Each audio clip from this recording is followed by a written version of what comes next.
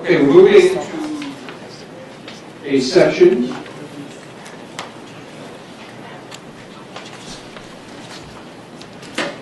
called Managing Organizational Change. Without exception, probably, the work that you do will introduce change in your organizations. Probably changes in your lives, changes in the lives of people around you, but successful innovation introduces change. Change is not always easy, change is not always welcome. So we want to talk today about understanding the kinds of changes that are going to be coming about and how you proactively, strategically anticipate and manage those changes. Okay? Often, the work that you do is going to, as I said, it's going to change what you do, but it's going to change the working lives of people around you. I also think it's true that you will sometimes find yourselves marketing the need for change more inside your organization than outside. Right? These communities may welcome what you're doing. The agencies in the field may really love to have you out there doing what you're doing. You may spend most of your time trying to convince the people inside your agency that you should be doing this. So change can be a challenge internally as well as externally. Okay? And so we're going to talk today about several concepts about change and several ways to start anticipating not just what's going to happen, but how you as professionals, as smart policing innovators, actually help manage that change and make it happen.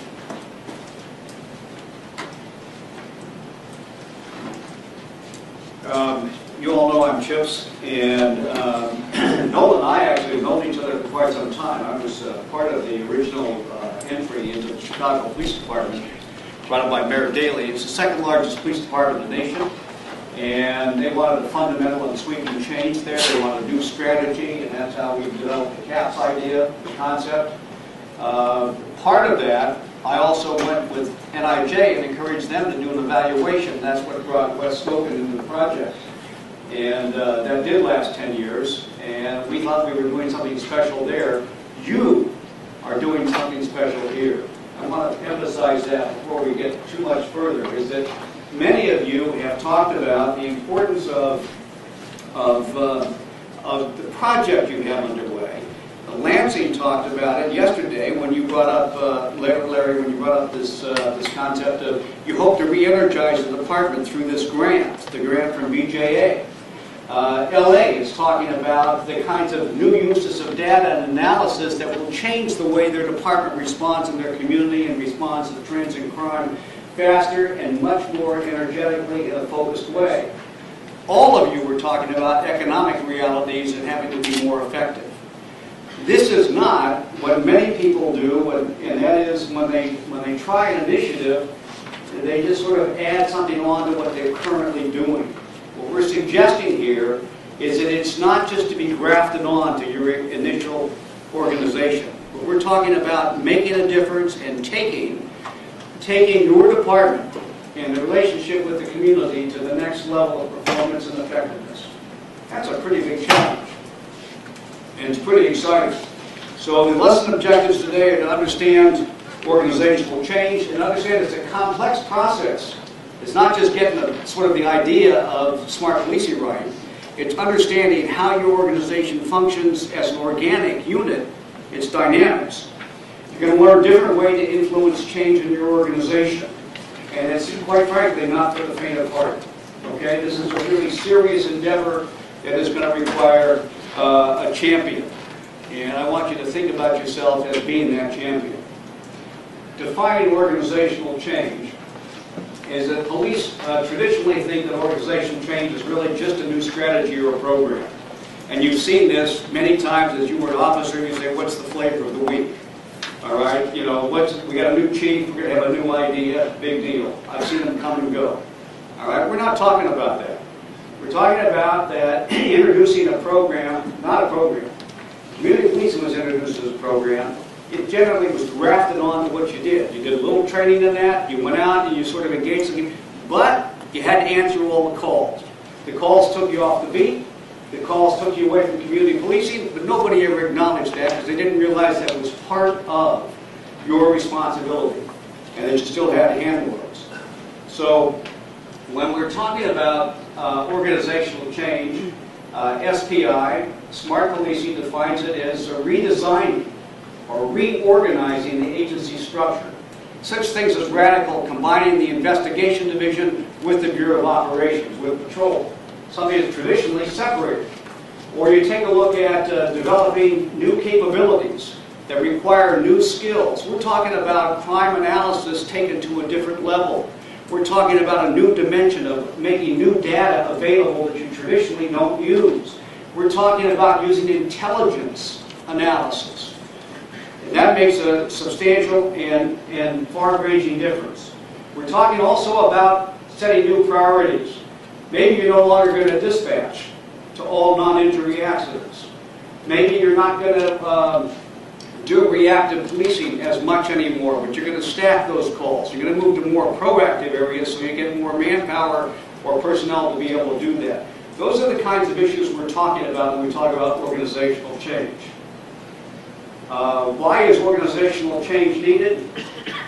Let me just say that sounds like it's a question where we're asking you to sort of, you know, it is one of those things that's discretionary. Well, you can maybe change, maybe not change. What happens is that there are things that occur that are provocative, that provoke the change. Economic realities, revenue shortfalls, layoffs, that they're striving for more effectiveness. The community itself, the political concerns are saying, what about police legitimacy in our community? We want you to change. We are going to do that. How about changes in the local criminal environment, the subcultures that are going on? There is gangs. We always had gangs. We never had gangs as organized, as networked, as multi-jurisdictional, as supported by own technology that we do today. Police leadership is another thing that provokes change. Has anybody ever heard of total quality management or TQM?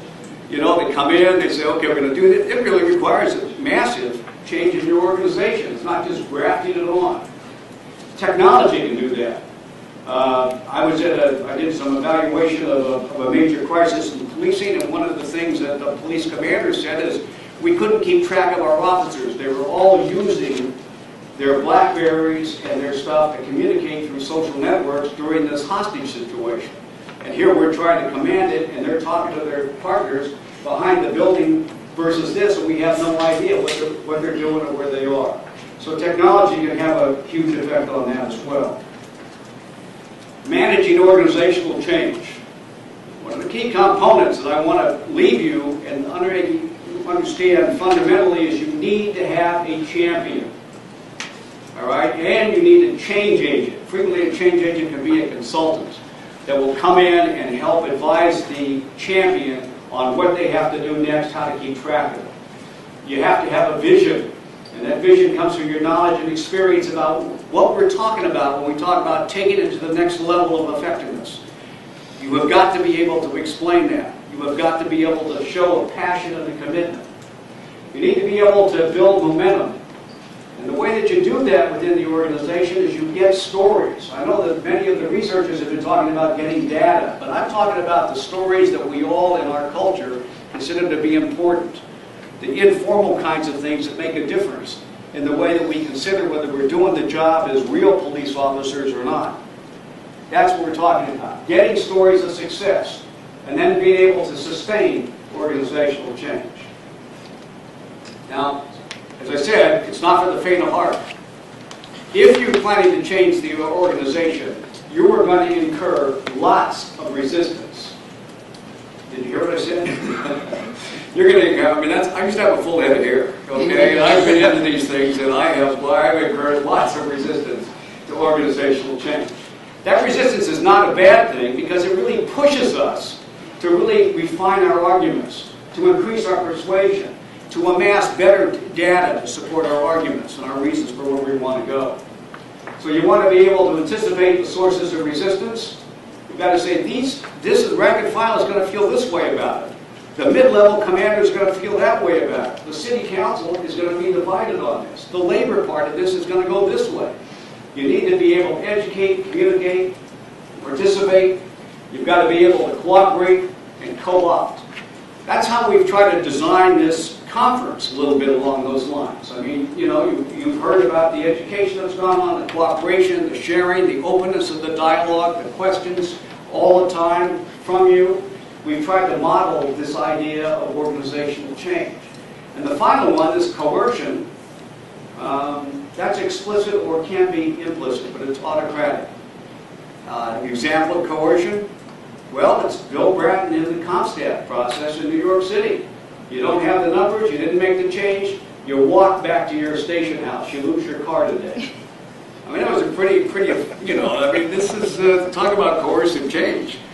The best way is to try to do it the other things, but by and large, if you're not able to do it, the question is do you relieve that commander or that sergeant or that supervisor? Okay, but that would be the last step. You have to prepare your organization for change. You just don't come in and say, okay guys, we're changing today. We're going to get new cars and new badges. I mean, you want to create a disruptive situation, try that. All right? So first off, you have to determine where the change must occur in the organization. Is this a tactical change where you're going to hire 1 or 2 extra people? Is this requires just sort of single unit or division or even an intra-bureau kind of discussion? Or is in fact what you're trying to do is more strategic, organizational-wide? Then you've got a lot of coordination complexity, you've got legal reasons, you've got all kinds of rules and regulations that you have to be able to deal with. You have to understand that. This is not going to be easy. Identify barriers to change. You've got to develop specific mitigation actions for both inside your organization and outside your organization. Because you're going to deal with community elements, you're going to deal with neighborhoods, and you're going to deal with businesses. All right? You're also going to deal with other government agencies. You have to align your assets, and most organizations fail because they never realign their assets to support the changes you have in mind. They just believe that sheer will and enthusiasm will take you through. You've got to be able, as I think that Chip brought up, is to be able to market within the organization, to understand the roles of change and market to the external groups so they can understand that things are different. For instance, the Chicago Alternative Policing Strategy, which was our working title, morphed into CAPS. And they've developed, and Chuck Ramsey developed pins. And everybody, from the chief all the way down to the clerk, wore the pin on their lapel, wore the pin on their uniform. The city began to see the difference. People in the organization saw that there was in fact fundamental change underway, that things were not business as usual, and it was important to get together. In order to better understand the concepts and the elements of change, I'm going to turn this over to Nola Joyce, and Nola's going to talk about a real-world experience with the Philadelphia Police Department. And for those of you who don't know Nola, she has been involved in the Chicago Police Department change. She came to, actually took care of some of the wreckage left behind in the change of the Metropolitan Police Department where we turned to Chuck Ramsey. And now she's engaged in Philadelphia, the same kind of thing. So she is a warrior for change, and I'm glad to have her on board. Thank you, Chips. Warrior for change. Well, no, I'm excited. Get a t-shirt with that. So, yeah, don't go there. Philadelphia Police Department's case study on change. Like I said yesterday, Charles Ramsey and I came in 2008, and we came in with experience from the other 2 departments. And I have to say that my experience in Philadelphia so far has really been a pleasure. It's been a pleasure because of people like Kevin Duffin. It's been a pleasure because it's somehow, some reason, it's a little bit easier. And it's still fun. So if you're not having fun, something's not working right. That's my first word of advice. So what I'm going to really briefly talk about is organizing around accountability and to create and demand accountability through organization. Strategy and action, values and a principle-based approach, and that's mission driven. Now, if you do nothing else from my part of the presentation, take this slide, and take this, blow it up, and hang it in your computer room. Because this, in my view, is what you have to do if you really want to drive and inculcate change in your organization. Whether it's the whole organization of 7,000 people, or a unit, a division, or a bureau. And there's 4 pieces to that. It's behavior, role modeling, for example. It's people understanding what you want them to do and why you want them to do it. It's aligning your systems and structures to support and push that change. And it's ensuring that the people have the skills and competencies needed in order to execute that change. You do those 4 things, and believe me, none of them are easy. All of them require a great deal of detailed thinking and action. But if you hit all 4 quadrants, and the question you need to ask almost every day, at least every week, have I hit all 4 quadrants this week? Okay. Now, police departments at least know how to do systems and structures to the point that we know how to move deck chairs on the Titanic. We know how to write directives and SOPs. We know about training. You want to change an organization? Let's do training. Gotta do it. Done. But we may not do it well, and we may not do it often or in the right direction, but at least we know a little bit about how to do it. We often forget about the top part of that puzzle. I know with CAPS, for example, we focused on trying to explain the community policing philosophy. We had training sessions across all levels, the entire department, 14,000 people. And we had one sergeant come up and says, look, we're cops. Just tell us what you want us to do and stop all this nonsense. All right? The point is, we've got different kinds of people in our organization, and you got to hit them at all different levels. Some want to understand, some just want to know what you want me to do when I get in the car, right? And role modeling. We all know that it's that first line supervisor, that sergeant, that lieutenant, that captain, that's going to make or break your efforts. And you got to get them on board first, and you got to keep them on board through this effort. So very, very briefly, this was our approach in Philadelphia. In 2008, as I mentioned yesterday, we put out our crime fighting strategy. That document signaled to the department and to Philadelphia that change is coming. It very clearly set out an operations strategy. It talked about a new organizational structure. We had not yet put it into place, but we gave the warning that it was coming. We talked about our values. We reinforced the values that already existed, strong values in the Philadelphia Police Department: honor, service, integrity. And we identified the 4 principles that I'll mention in a minute. And we set department-wide performance measures. First month in office, that's what we did. Then in 2009 and into 2010, we did what we call PPD 2020. Year 2020 is coming up, perfect eyesight, our strategic planning. What do we want to be in the year 2020? We need to start today. We had some tremendous help from a private consulting firm who gave in service over $3 million of their service to us for free. They put in place at the department a team of 5 consultants, worked with us every day. They were in that building and really kickstart this effort. And they asked to remain anonymous, so that's why I'm not naming them. Well, what we did, and then we also put together a team of 5 people from the Philadelphia Police Department. We did fact-finding. We did surveys of our officers. We did surveys of our community. We had town hall meetings with the community. And out of all of that, we identified pilots and long-term initiatives. Pilots are done. We're moving a lot of those pilots into practice right now, which is where we're at in 2010. What's key right now is we started what we call accountability agreements. Those accountability agreements right now are between the commissioner and his direct reports. And it lays out the framework for implementation. It says, in this calendar year, this is what I expect you to accomplish, and ties back to the goals and strategies laid out. Very simply, here's where we're headed. We have to focus on police services, we have to focus on our infrastructure, which is technology as well as facilities and communications, and we have to focus on employee development.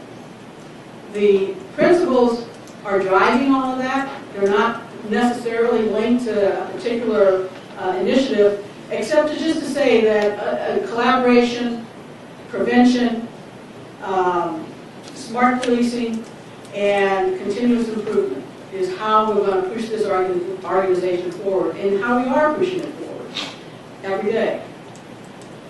Communication, communication. Man, if I could figure this one out, I'd be making $1 million.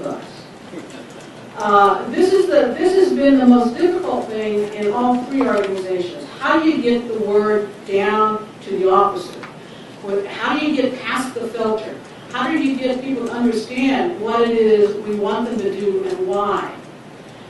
This is just an example of a newsletter that we put out on a routine basis, both on hard copy and on our internet, in an attempt to communicate, to keep the word going and directly. Organizational structure, I mentioned that earlier. Philadelphia in 2007 was a traditional police department. It had bureaus. It had Patrol Bureau, the Investigation Bureau, Homeland Security, Special Operations Bureau, and Administration. If you sit in a conversation with the heads of a bureau, let's take an example. Last night, had a 911 call. Officers responded, ended up in an officer shooting, and now you're sitting around the table with the commissioner, and the commissioner wants to know what happened last night. Well, you had to ask the administration guy because he's got 911. Had to ask the patrol guy because he's got patrol. He's got to ask the homicide investigator because he's picking up the homicide. He has to ask the person who has IAD because that's yet a different bureau. Well, by the time you're done, there was a lot of this, right? Well, no, that's their fault. No, that's their problem. Streamlining the organization for accountability puts all the like functions under one place. So, for example, the Office of Strategic Initiatives and Innovation, that's my office. I'm charged with the forward-looking piece of the department. Yes, brand new office that we created. I have to have a job.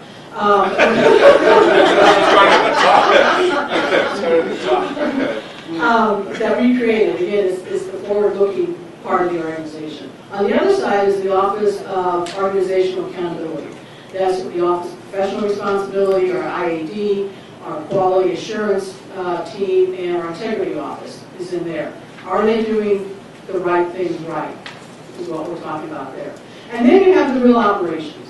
You got field operations. That's 90% of the sworn members are in that bureau. It's everything from regional operational command to major investigations down to prevention and homeland security.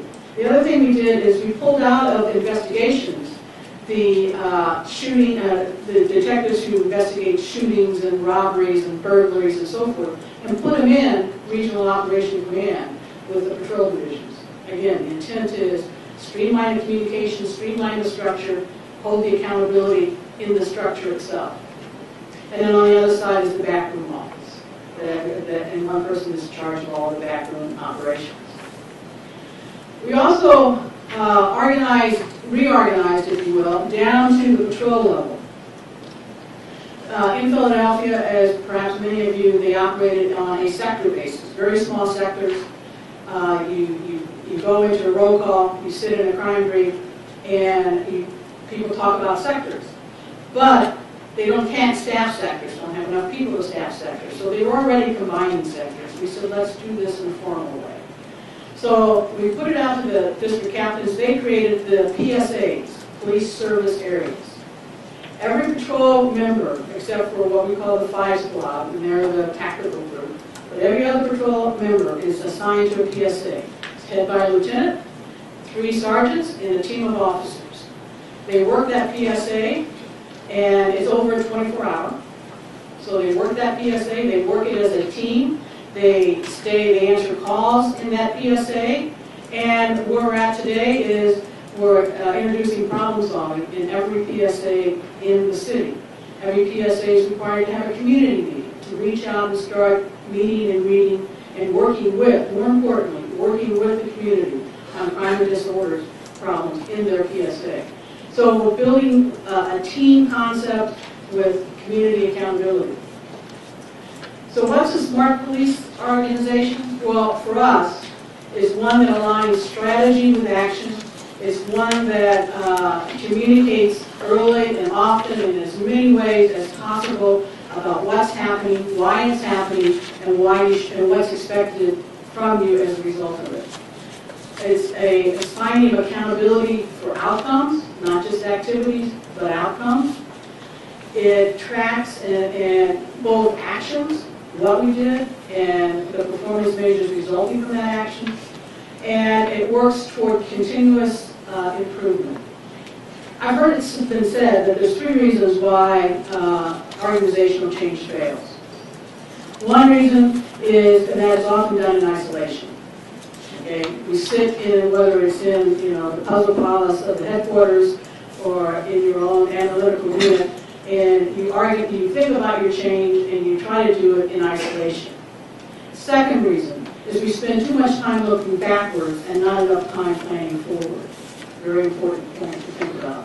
And the third reason is that we don't put in place an implementation framework. How are you going to make it happen? You got the plan, how are you going to make it happen? All the way down to the final officer you want it to change.